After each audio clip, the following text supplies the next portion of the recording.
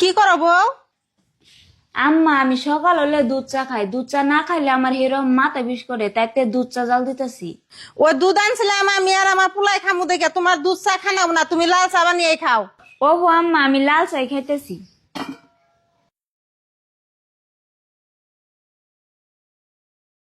কি করবো? ঘরে যাব দাও কে?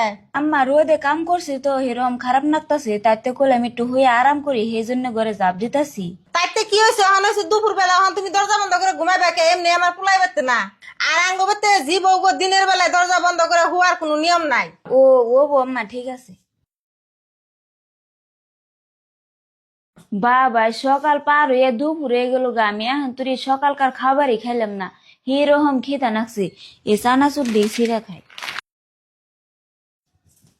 বউ এটা তুমি কি করতেছো? তোমার দেখবা নিকে নতুন স্টেপ দেখে সেই জন্য আমি চানার প্যাকেট টাইনে থুয়ে দিছি। আর তুমি নতুন বউ যে চানার প্যাকেট খুলে খাইতেছো, তোমার শরম করে না? ও বো আম্মা আমার ভুল হয়ে গেছে গা, আমি আর এমনি করুম না। বাবা সেরকম খিদা নাকছে, আমার আর খিদে ভাল লাগতেছে না, আমি কটা ভাত খাইয়ে না। বউ তুমি কখন ভাত খাইবে? হ আম্মা মেলা বেলা হয়েছে আর আমার হিরম খিদা নাকছে, কইলাম যে কটা ভাত খাইয়ে নই।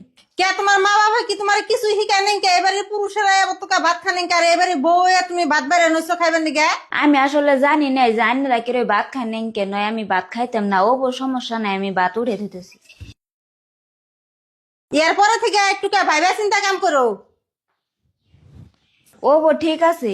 আর এত কিছু সহ্য করার পরেও তাও মেয়া মানুষে মানুষে কয় যে কে নিগা তারা শ্বশুর বাড়ির মানুষে নিজের মানুষ বলে মনে করে না।